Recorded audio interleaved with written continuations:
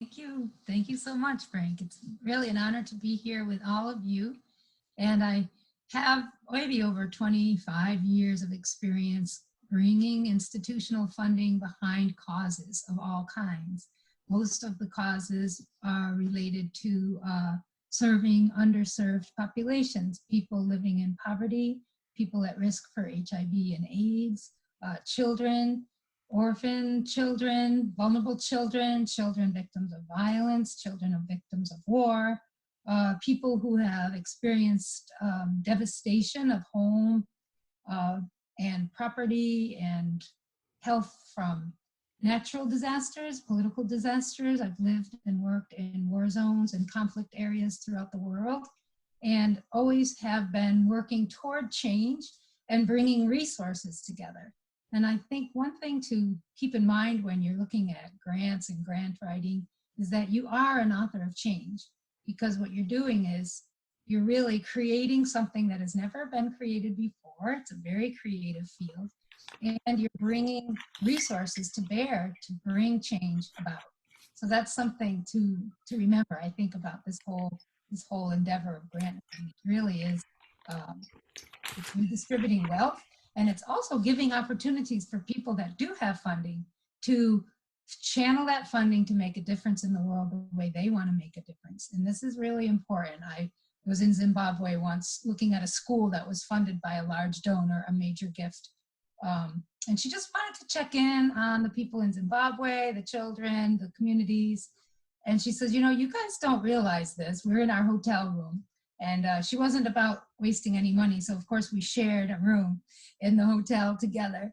And she says, you don't realize this, but you all are giving us an opportunity to, to, to make the changes that we could not make without you. You nonprofits, you feet on the ground, people, hands out there on the front line doing the work with the people. These are the people that they need. The people with resources need that to make those connections. So it's always good to remember that we can't do it alone. It's really about interconnecting. So here's the idea that grant writing isn't as much just begging for money as is the traditional way of viewing grant writing and fundraising, but it's really about making connections and then kind of like putting a puzzle together. I look at it as that way, because it really is finding the people, leveraging resources, leveraging not only financial, but also human resources to find out what's already going on. Let's say, for example, you want a wellness space on the campus of the University of Rhode Island, Kingston campus. Well, who already says they have a wellness space? Where can those be found? Can you connect those that have the wellness space with funding already out there? Because one idea that came to mind when I just saw that idea of a wellness space, I am a yoga teacher at the fitness center, and we named the bottom floor of Facitelli, that whole suite of offices, a resource center for wellness. And I know that the fitness director has a budget for that center, and she's always open to student ideas for how to make that center a better resource for students.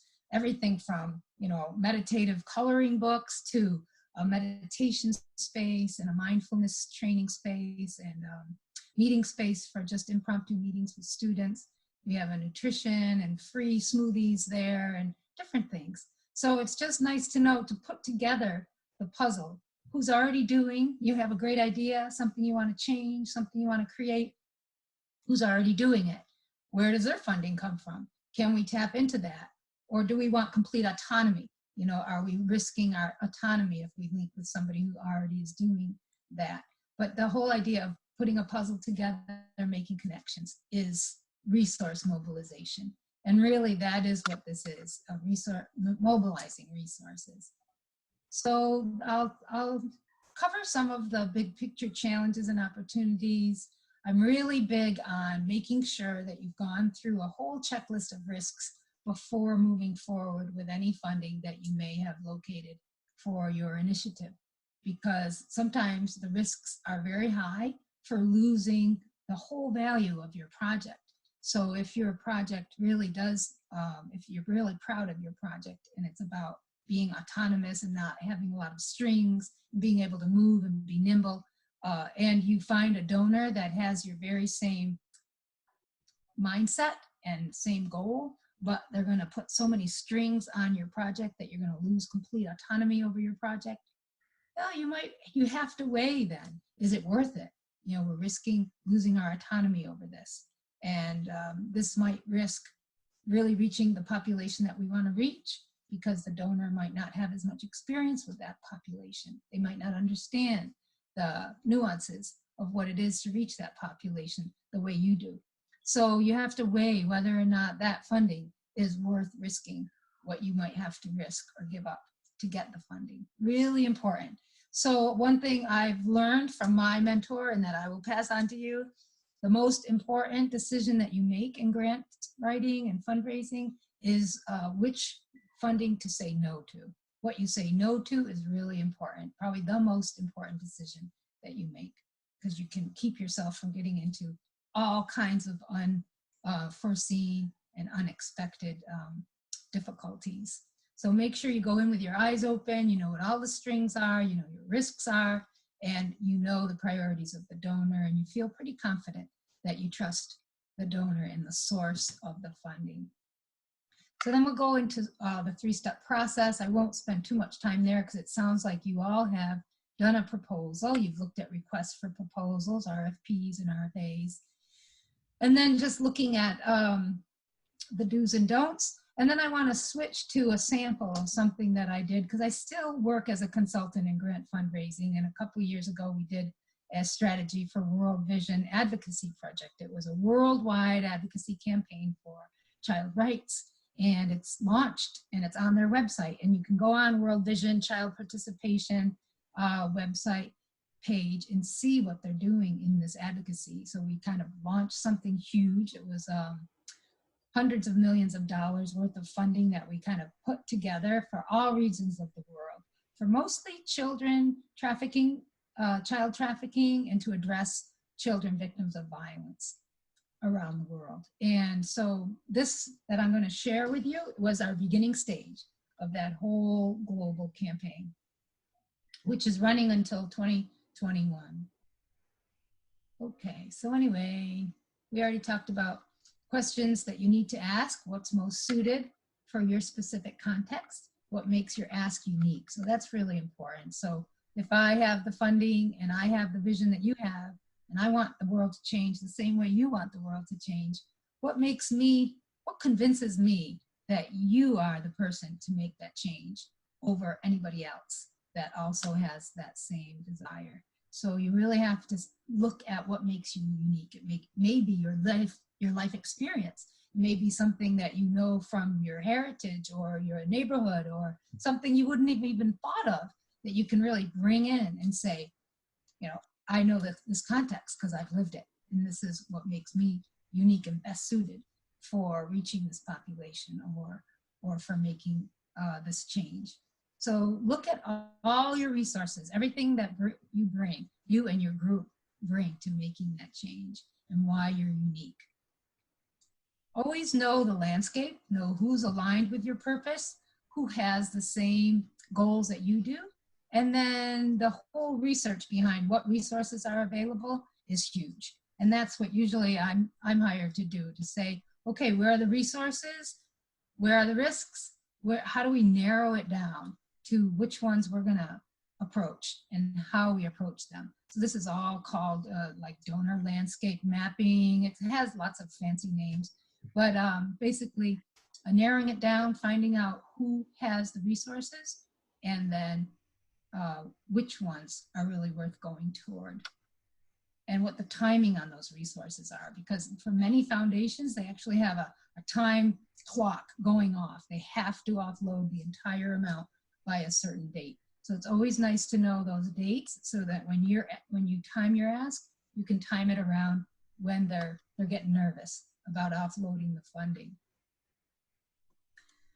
Okay, so the sources of funding pretty much can be put in two categories: individuals or institutions. In the institution category, you have your corporate foundations, your private foundations, your family foundations, your teeny, middle, at large, and mega foundations. Faith groups, that we'll find out when we look at the statistics, are a huge player in this whole endeavor. and governments. So the thing about governments too is that they have budgets and sometimes they don't have the know-how for how to actually get the funding to where it needs to go. So leveraging private funding with government funding has been very, very effective in terms of bringing private funding in to make government funding a little more, you can say, that bring better evaluation results so that they're a little more effective, much more streamlined, and then slowly moving out those private funds and letting those government budgets cover full areas. We have great examples of that in poverty lending in India, and Nepal, and Bangladesh, where full zones of Indian government are now funding social protection programs for women, moving women out of poverty. They move themselves out of poverty through entrepreneurial initiatives. And these are initiatives that were started by BRAC and by Trickle Up and these organizations that started this. But now they're no longer working in those areas because the governments have pretty much taken it over. So there's some really good examples of how these initiatives that change behavior, change statistics. We found statistics changed in infant mortality rates and poverty rates, that these are rolled out to be much larger in scale because government funding has come in to take over. So that's what we call leveraging. So you're leveraging funding to bring in other funding and bring in also expertise. The government's expertise has increased in these areas as well. So let's look at the risk checklist. You're welcome. Let's see if I can read it. So we won't spend too much time on it, just to know that this is very important. So your grants checklist might look really different depending on the donor that you're looking at to get funding from. We used to do a grant checklist different for each donor. When I was working in Guatemala, we had 9 different governments that we were working with, 9 different fiscal years, and a different checklist for all the donors because they all brought with them a different set of risks. But this one is generic enough to where it gives you an idea.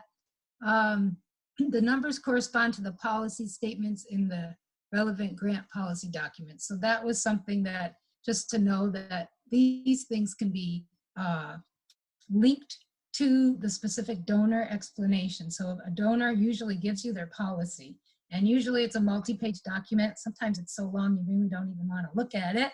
But the fine print is where you find these risks. So we would just pull out the risks from the donor policy and then make it very simple for the management, upper management that didn't want to read all that, and say, okay, so, is this in line with the strategic goals of the community? So that was a basic point. And does the potential grant increase the proportion of restricted income? So this is something non-for-profit organizations are always interested in, restricted versus unrestricted income, because this is the autonomy issue that I was bringing up earlier. We always made sure that we didn't have over 50% restricted funding, because then we would lose autonomy for making decisions about what we were doing in the country, whatever country it might be. In most of the organizations I've worked, we were in 95 countries. So each country was a little different. So anyway, you see the list basically, the suitability of the donor. Have we checked into it? Do we know, enough about this donor to where we're actually trusting them to take their money? And then the management of the funds is another category. This is sometimes the fund management requirements are so onerous that you have to hire an accountant to make sure the donor is satisfied. So how much is that going to cost? You write that in. Is it worth it? Is it worth it to increase the cost by $65,000 or $70,000 a year for every year of the project to have an accountant, finance officer on board just to keep the donor satisfied because of the level of detail that the donor is requiring in terms of financial reporting? So these are things just to take into consideration. Financial management, I always found with the Scandinavian donors was really very, I would say, forgiving, because they knew that community participation was #1 priority, and building capacity at the community level was their goal. And that was our goal too. So sometimes, you're not able to have that financial rigor, especially in the very beginning. But as long as you're showing some advancement year after year, they were very open to monies being switched over from one purpose to another, depending on the circumstance, depending on the capacity of a community, and things like that. So fund management, and then people management. How much people management is going to be required by the donor? So have the responsibilities and risks associated with the grant been fully assessed and understood? Do staff working on the grant have appropriate grant management skills to assure good quality reporting and compliance with donor requirements? So this all depends on the rigor of the donor requirement, right? So you have to assess, with this level of rigor, we have this staff, they're pretty much matched in terms of capacity. But if the donor really has high quality, rigorous standards, and our staff has never dealt with that level of rigor, we have a huge gap. So do we decide not to take the funding because we may fail in producing the results the donor wants? Or do we invest in capacity building? Maybe even ask the donor for capacity building funding so that we can reach their standard of capacity. So that's all I wanted to say about the risk thing. So we can take that down. Does anybody have any questions? So assessing risks before you step off the cliff, basically, make sure. And I have a quick question. I just want to confirm that your list came from seeing grant applications or policies from granting organizations, and you pulled from those and created your own list of risks? Is that where it came from? Yes, we did a detailed one of those for each donor. Oh, for each donor. Okay. Yeah, excellent. For each, especially large government donors. Okay. We would have to do that. The management didn't want to go through all the donor requirements, but so we just went through all the donor requirements and pulled out, what does this mean for us in Plan International Guatemala in that case. Okay, great. Yeah. Thank you. Yeah, sure. Okay, so reviewing the list. There it is. Okay, can you guys see my screen? There it is. Is this good? Are we here?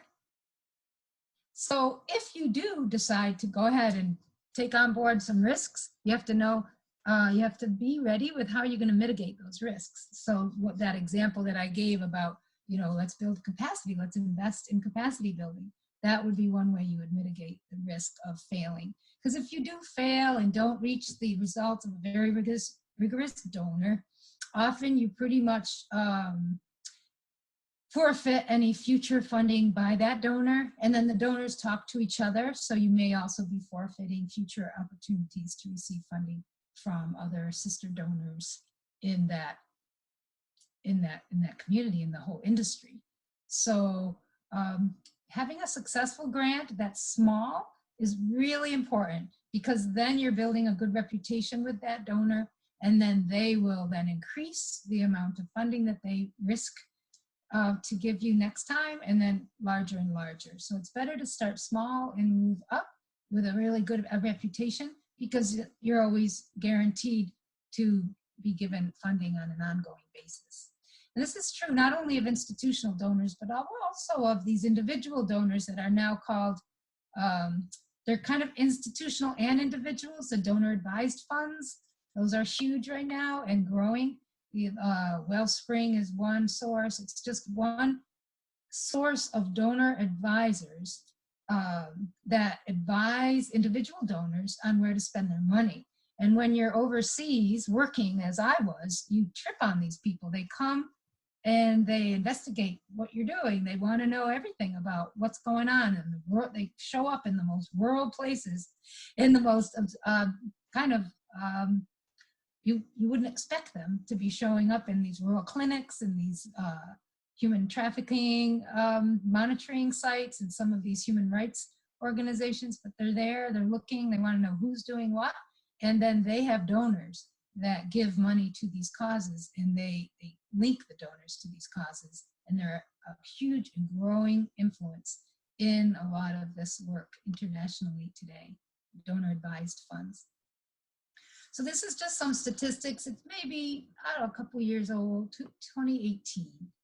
But to see that individuals make up the lion's share of what is considered giving, contributions to causes. And this is international development, public health, refugee assistance, it's those kinds of things.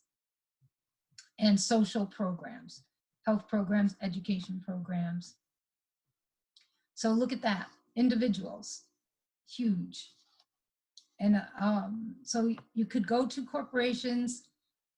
Bequests are like wills and testaments, and then foundations, but still individuals make up the lion's share. And it's interesting to notice that the religious or faith affiliated priority is the highest priority for giving. So that's what that kind of tells you. Education and human services come in kind of second to those faith affiliated causes, and then gifts to grant making foundations. And it goes smaller and smaller. Individual, like scholarships and things like that, would be the individual recipients. Okay, so you see kind of like the landscape. So we have 10 more minutes. So I might just shift to those other slides from World Vision. Why are grants important? Redistributing wealth, redistributing entrepreneur opportunities, and building bridges. And that doing that whole leveraging and puzzle making that we talked about a little earlier. And that I think the beauty of grant making also is that it gives you a chance to innovate and try things out. Many new grants are for innovative approaches, and they're called pilot. So you're able to pilot something, try it out before you roll it out and have real predictable results. So innovative grant making is nice because they don't have, you won't have a lot of predictable results, but the donor that gives to innovation knows that, and they roll with it. They learn together. You're learning together with a donor. And often these are the ways some of the most interesting projects happen. We did that with children affected by HIV and AIDS in the 1980s. It was in the beginning of the AIDS epidemic. And with Bill and Melinda Gates Foundation, we did the Hope for African Children initiative with many countries, and it was a pilot. We didn't really know, what the best things would be, but we did find out and we rolled it out. It was a huge initiative, and it had a great impact on stopping the transmission of HIV from mothers to children. Let's see. So yeah, all this innovation, out of the box thinking, that can all happen through you being an author for change as a grant writer. It's very exciting. And so the steps to actually getting these grants going, you have to cultivate a relationship, negotiate, ask, and then steward the funding really well. Manage your implementation, manage the funding, manage the people, and monitor your results. Make sure that you know what your goals are going to be and the donor knows them, and that you're evaluating against the goals that you set in your proposal.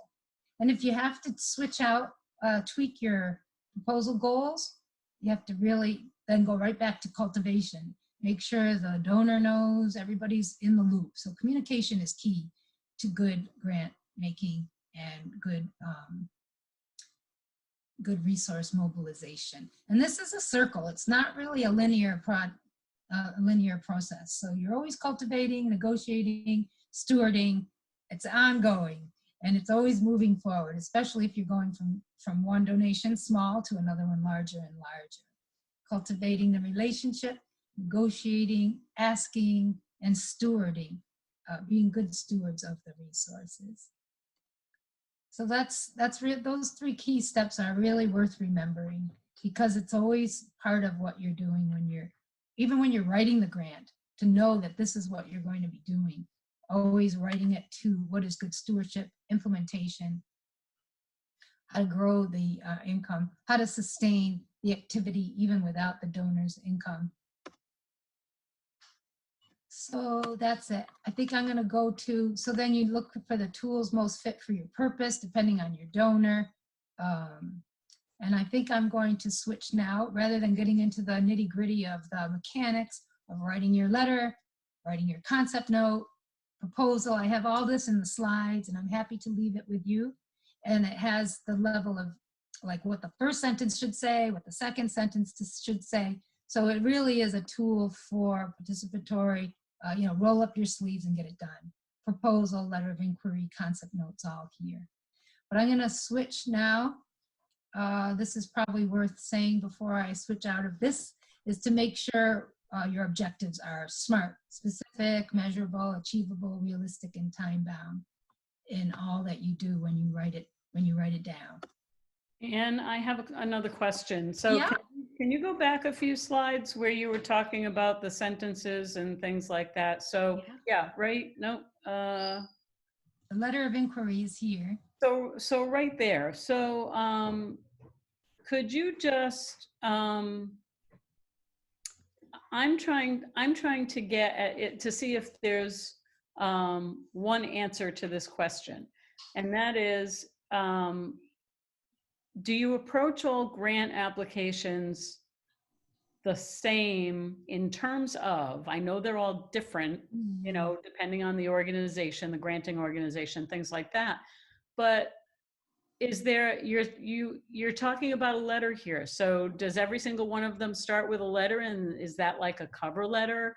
And would a letter like this go at the beginning of every grant you write, or is this just for certain types of grants? And is your format of your grant application, are they similar at all, or are they all just completely different? Oh, great question. And we could do a whole nother class on that. I'm sure we could, yes. But let's the format question first, because I think that's pretty straightforward. Most donors have a format that they require, and most donors now have their formats online. So you just fill in, push, submit, gone. Okay. Mostly for formats these days, it's all online and it's all prescribed. And you probably saw in your RFP that formats are pretty well prescribed in the RFP. Yep. It's quite rigorous in many donors, especially the government donors. Formats are all there, right down to the font size and spacing and what. So that usually is determined by the donor. And if it isn't, then, some of these smaller foundations, they're not too picky. So you can take a middle-sized foundation format and just put your application in the format of another foundation that is kind of not that rigorous, and use other foundation formats as a model. If a foundation doesn't have a format, that's what I would do. Okay. But the letter, in every case, no. If I met somebody at a cocktail and they said, let me know this thing you talked about is really interesting. Why don't you, write up something and send it to me? This happened. Bill and Melinda Gates Foundation. We didn't do a letter. We did a concept note, and at the end, we just said, it'll cost around $25 million. We don't know. This was Oxfam, of course. Yeah. So they said, yeah, okay, so let's go to the next stage. I like it. It's a good concept. It has a lot to do with changing policy around the world, being at the high-level forums. We had Macron involved and all these leaders from G7, G8. Yeah, they loved it. So we were on. We just went right to proposal and launched it. In a couple of weeks, we had it going. It was like, yeah. So that didn't require a letter. But the letter of inquiry is mostly when you're kind of putting your toe in the water just to see, like, if they would be interested. So it would come before a concept note, before a proposal. And if you're sending a letter of inquiry, usually you've been invited to send a letter, but not always. So they could be sent cold, or they could be sent with an invitation. It's always better to have an invitation, or someone that knew someone that said, oh yes, have Jody send me a letter to, describe a little more. So they're not really asking for a concept. So you're gonna just start by saying how familiar and impressed you are with them and what they do. So you show that you've done some research about their strategies for changing the world. That's really important to begin the letter that way. So you're not sending the letter to say, let's say it's an organization that focuses on child rights. And you're going to start the letter by saying, the quality, the earthquake resistant quality of the schools in El Salvador is deplorable. And this is why it has to change, and blah, blah, blah, blah, blah. So you're not really showing me from your first sentence that you're really, I'm not really connecting. So maybe your first sentence should say something about children's risk as they sit in a school that might not be secure, or something about the child's right to education, and education in a safe space, because I know you are interested in child rights, something like that. So you're just kind of framing it. You're using the rhetoric, you're using the writing techniques that you're learning with Frank and others to frame your ask within the framework of the donor. So you know what's important to them, and you show it from the very outset of this letter. Great, thank you. Okay, sure. Okay, so now I'm going to switch what I'm sharing, and I think I can do that this way to, okay, this is World Vision's website, and this is where you can pretty much see what they're doing with the money that we got from the strategy that I'm going to show you. So child protection advocacy worldwide, and they have, let's see, UNICEF funding here, U.S. Department of Labor funding here, interagency funding. So you can just see, and we actually met in Ethiopia for this presentation. So I'll present, but just so that you guys can kind of see that there's a lot behind these advocacy things. When you see something is being funded by these 5 organizations and UN and other places, that it all starts with a lot of strategy and a lot of thought. So I won't spend too much time. This was our strategic plan. It was from 16 to 21, so it ends next year.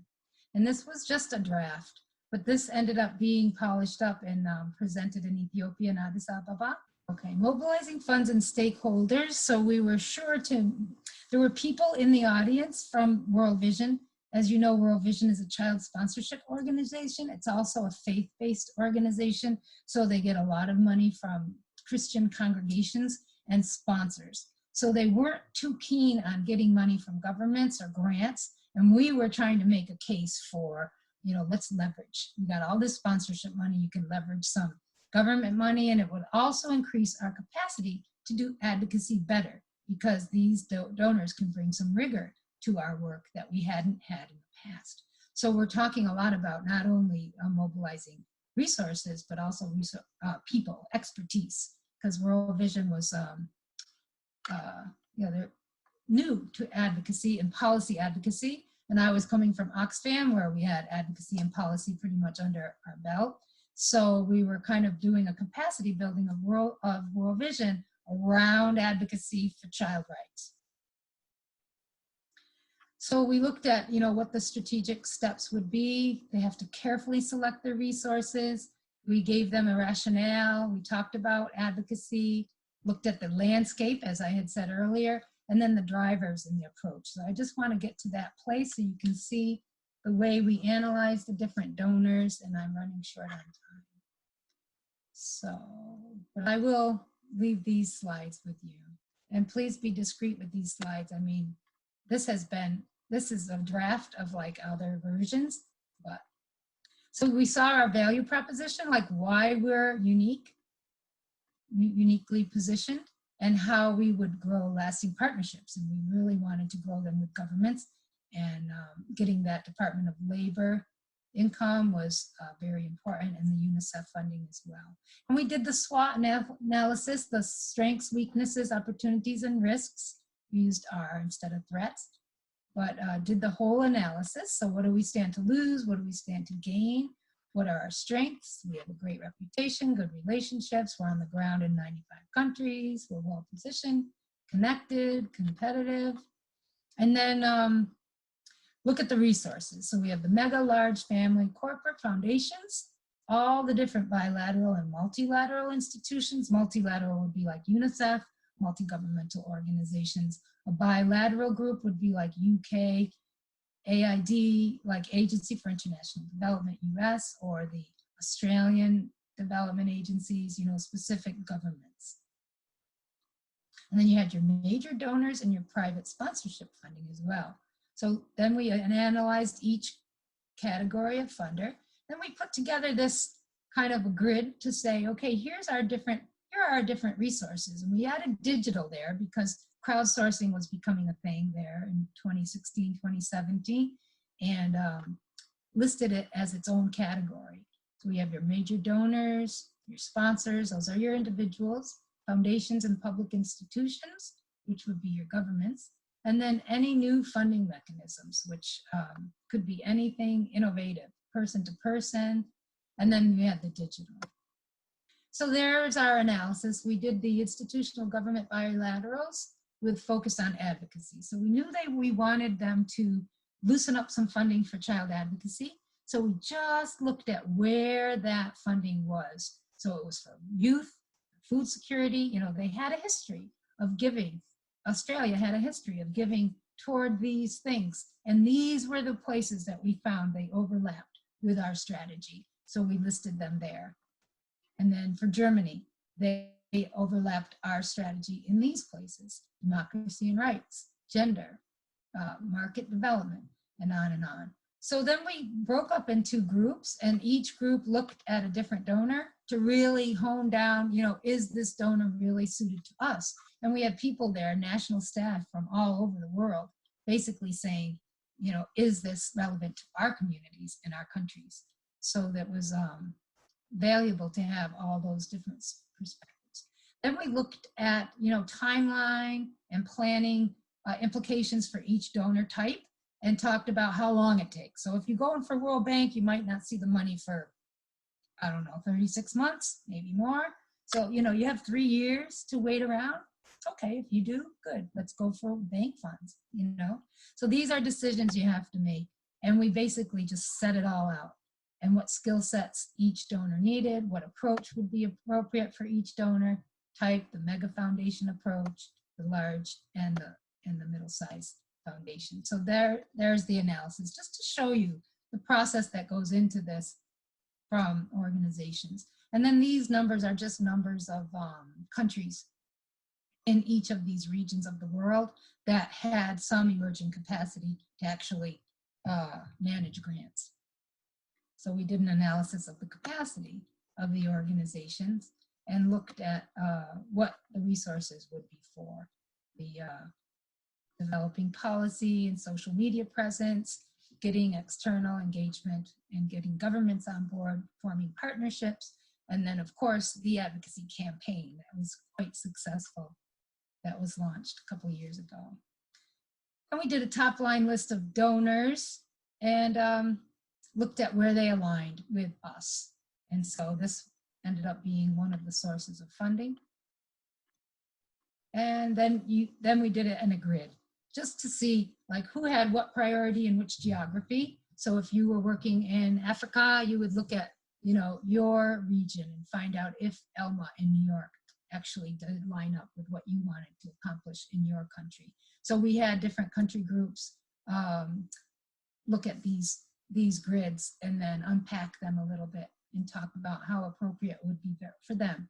And some of them said, oh, my mother-in-law works for Elma. I could approach her, and I never knew that they worked in Africa. Or, things like that came from these workshops as well. So I think that's pretty much it. I mean, the whole idea of making sure your considerations are strategic is really important, so that you're always utilizing the funding that you're bringing to move forward. So it's not just money for money's sake, and then you're just in a standalone situation where, well, the money's gone and we ended up where we didn't want to be. So make sure that when you're pulling the funding together, it's strategic and it's moving you forward step by step to bring capacity, to bring the change, and to bring in the community around making the change happen in a sustainable way over time. So that's all I have. It's a lot in a little time, but I'm happy to take questions or discussion points. I have a question. Sure. So when you're like putting together like this kind of grant, like we don't have to do all of this, but we have to like find funding sources and things like that. When you're like putting together something to approach a funding source, how much do you shape like what you're asking to that source? Like, does that come before you're kind of putting together your idea? Like, should we find our funding sources like before we really are like set in our idea so we can kind of like work with them? Or should we have our idea and then find things to kind of like, I don't know, like just $64 million question. I love it, Sarah. You got it. Yes, and no and no. No, I'm just going to say, I think it is such a, if you have no idea if there's any donor out there in the world that has an interest in what you want to do, but you're just going forward and developing what you want to do, you risk never finding a donor of like mind, but you have a beautiful product in the end because you've developed it all around every single aspect that's ideal for that cause, right? It's ideal. So, if you have your ideal and you know what it is, it's worthwhile. And then you find out there are donors that own aspects of your ideal. I've never seen one donor own all aspects of any ideal project.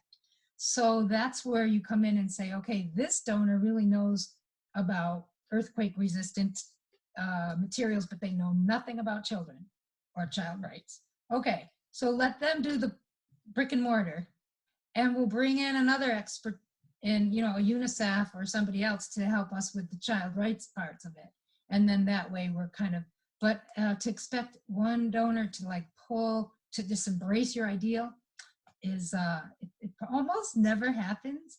But to develop your idea and your ideal at the same time that you do your donor research, I think is the best way to do it. okay. But yeah, because you can say, well, this donor doesn't know anything about that, but maybe we should just focus on the technical aspects of this construction before we bring in the other piece. That's okay, as long as it's a part of your step-by-step plan for where you're going to go and how you're going to get there. Okay. Yeah, I don't know if that completely answers. It reminds me of some work we did in the DR where we were trying to educate men about HIV and AIDS in the early days. And they found out that barbershops were the place where men just spoke openly with each other. So they said, okay, so how do we really get this information? Putting condoms in the barbershops. Okay, yes. Talking about safe sex, yes. But how about we have a training program for these barbers? So the training program for the barbers really ended up being like where this whole thing just completely shifted. Then the barbers were the advocates for HIV, for changed behavior, for chatting up with the men when they came in to the barbershop. It was cool to use a condom, and safe sex was like all the rage. And they were like, they totally changed the landscape. And this was a great, and we use social marketing organizations for doing all this training and this outreach. They did billboards. You could see everywhere you went, you could see something about this change and this change in behavior, how it became, it totally shifted public opinion. But it wasn't our intent in the beginning to work with barbershop barbers.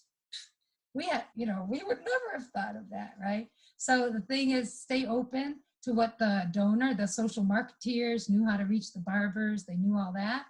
But we had, we said, okay, well, if you think it'll lead to that behavior change, let's try it. So we got the behavior change. Our end result, our strategic goal was met, but we went at it in a way that there was funding to train barbers. And it worked. But if we had just packaged this ideal isolated, we would never have come up with that idea. So I think you do both at the same time. It's nice. And stay open. Thank you. It's a great question. At one point too. Yeah, when I was first hired in Plan, they didn't like grants. They had an allergy to grants. They only had like one child survival grant for $100,000.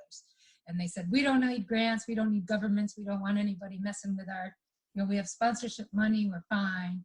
And then they said, can you, but we'll hire you just to see like if we can reach $8 million. So in 3 years, we had almost 15, and they gave me 3 years to get 8 million. But in 10 years, we had 50. So it just kind of snowballed after that. Yeah, but that's it. They usually do. They have a goal and the amount of money. They'll hire you as a grant writer, and you show them how you're reaching the goal. And usually in the beginning, it goes down and then up and then down. And a lot of my job during those 3 years was just managing the board of directors' expectations. It's like, yeah.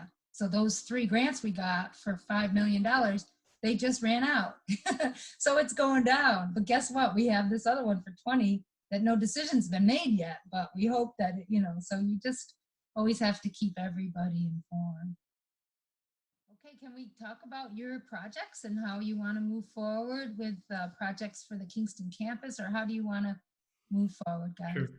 So what we were thinking was we would send them to their breakout rooms, and then we would visit each group so that each group can talk to you about their projects. And they may also, sometimes they have more questions when they're in group.